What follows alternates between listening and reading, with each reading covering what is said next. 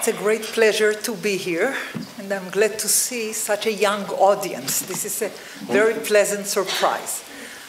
I would like to start by making one note on the previous speech.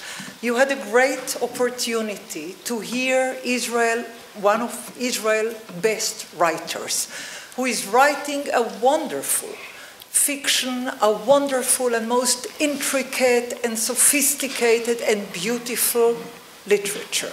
However, I would like to disagree completely with most of what is said as a public orator. As I said, out of great respect to his artistry, I love his writing and I think he's most thoughtful and excellent Israeli writer. I would like to disagree with him about many of the facts that he just had articulated.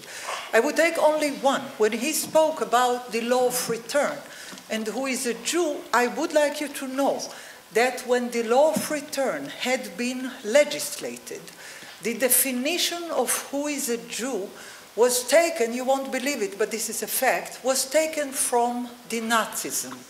Whoever had been described as a Jew or defined as a Jew by Hitler had been defined as a Jew by us. In the state of Israel, this is the legal definition of who is a Jew, other than the United Nations Declaration and so on. So we didn't look for halachic definitions, nor did we consult Ezra and Nehemiah, nor did we ask the high rabbis. The Knesset Israel had decided that whoever was considered to be a Jew by the Nazis, and they looked backwards 3-4 generations. You could have been a convert for 4 generations, but if your mother and grandmother were Jews, you were a Jew and you would be sentenced as a Jew. Now this just gives you a clue to the intricacy and the complexity of the situation.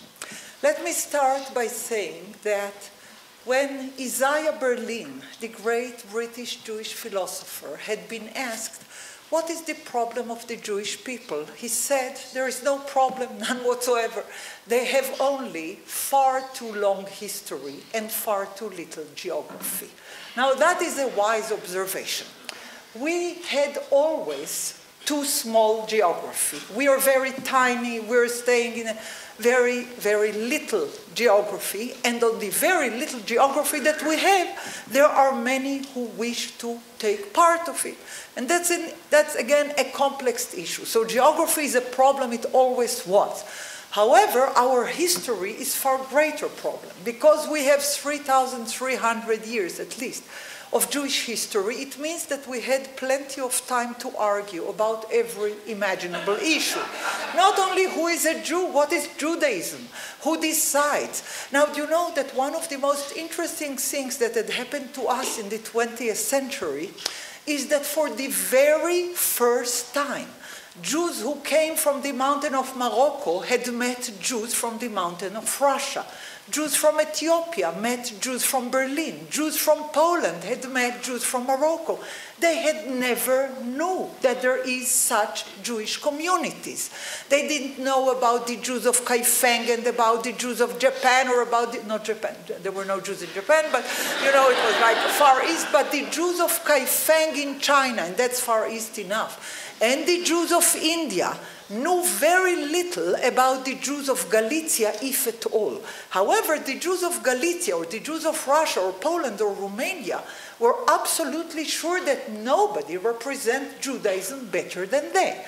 Now, the great scholar Gershom Scholem, who had established the study of Kabbalah, was among those 50 scholars that were asked by Ben-Gurion, what is a Jew?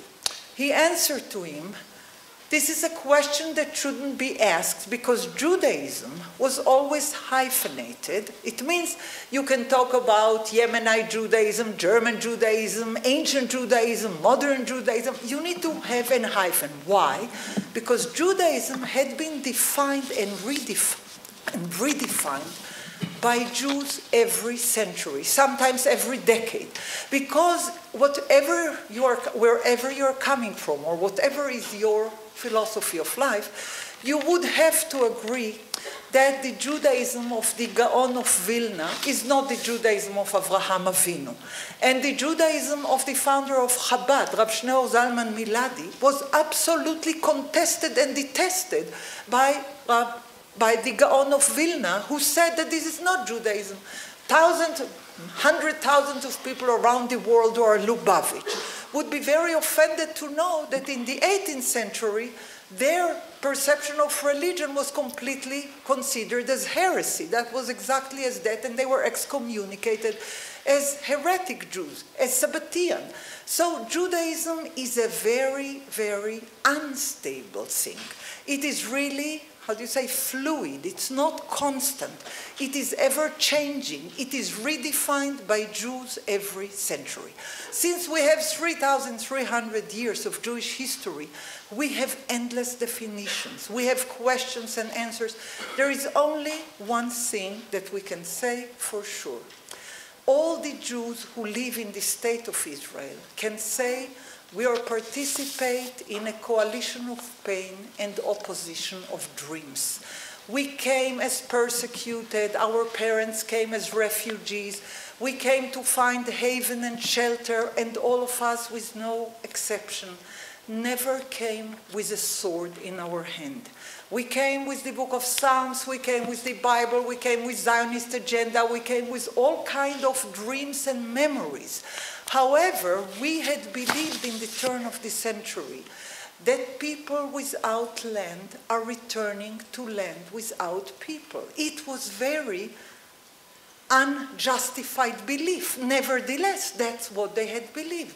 And truly so, and innocently so, they really had believed all those newcomers as pioneers and refugees and people who came for whatever reason, they believed that people without land are returning to land without people.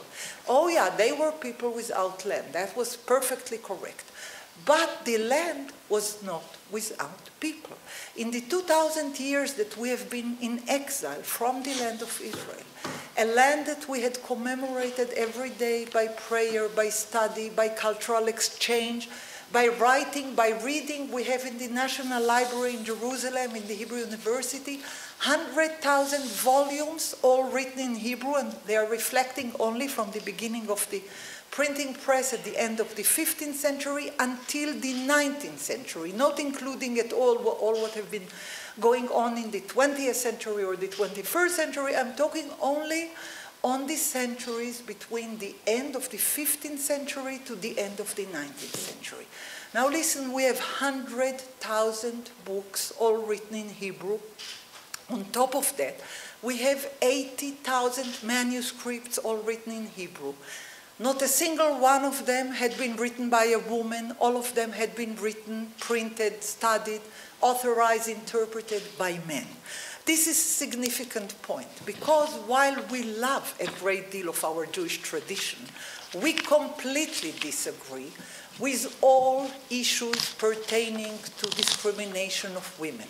Because the Jewish religion, while have fantastic ideas about numerous issues, is entirely unacceptable about the perceiving women as quiet, as obedient, as illiterate, as unparticipant in the public debate. That was the situation for 2,000 years. I may say safely that from the poetry of Deborah the prophet until the beautiful writings of the turn of the 20th century, Dvorah Baron, there is not a single line written in Hebrew that had been brought to print by a Jewish woman from Deborah the prophetess in the 12th, 13th century BCE and until Deborah Baron, our Israeli writer at the turn of the 20th century CE. Not a single book was written by a Jewish woman. Yeah, Jewish women were very clever and were great mothers and were certainly the pillars of the family, but they were completely silent in the Jewish community, in the public sphere. This is something we wish to correct profoundly. We do not accept anymore halakha which perceive women as inferior. We do not perceive any more willingly all kind of discrimination against women because of the fact that biologically they are different. I just brought this point in order to say that we are the inheritors of fantastic 3,000 years of Jewish history. But this inheritance, sometimes it's an inspiration and sometimes it's a burden. Sometimes it's an issue of debate. Sometimes it's an issue of great creativity. When you have such long history, you have a lot to deal with. Now, one major thing of importance. The fact that we have 3,000 years of history does not make others necessarily to respect it, to endorse it, to believe in it, to accept it. This is not automatic. I've been asked to speak in Jordan in the Konrad Adenauer gathering for Jews, Christians, and Muslims. The issue was Jerusalem. You know, you may think, what a better subject. According to nominal order or historical order, Jews are first, Christians are second, Muslims are third. When I started by saying that according to biblical history, the city of Jerusalem had been built by David about 3,000 years ago, the Muslim imam that spoke after me said, Professor Elior, it's a very beautiful lecture, only not a single word is true. Why? Because Jerusalem and the temple in it was built by the angel Gabriel, by the first man, and he was Muslim. The very first human being was Muslim, so he said that is the belief of the Islamic imam, and there are many others who think this way. The fact that this is our heritage, or that we believe that for us the Bible is holy, our heritage is extraordinary, important for us, our Hebrew language is sacred, our texts are sacred. It is not necessarily so for people who are not Jews.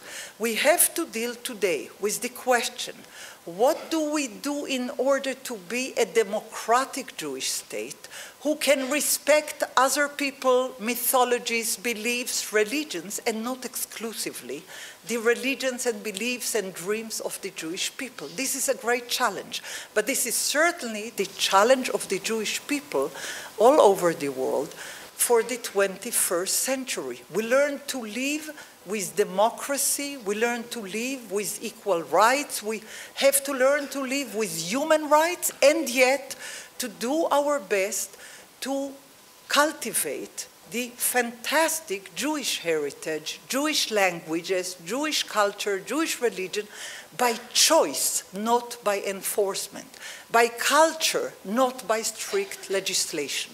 Anything that the Jews who are lovers of freedom would do would be much better than they would have to be done, than they would be enforced to be done, to do by the state law. I would say one last sentence. In the caves of Qumran, we found 1,000 pieces of parchment relating to the whole biblical library, relating to a great deal of mystical poetry, relating to legal traditions. Among the most beautiful verses there, it's all written in Hebrew, most of it in Hebrew, a little bit in Aramaic. It is said, Ruchot da'at emet v'tzedek bekodesh kodashim. Spirits of knowledge, truth, and justice are in the Holy of Holies. If it was true for the Jews of the 2nd century before the Common Era, Ruchot da'at emet v'tzedek, spirits of knowledge, truth, and justice, this is a guideline for us 2,300 years later. Thank you very much.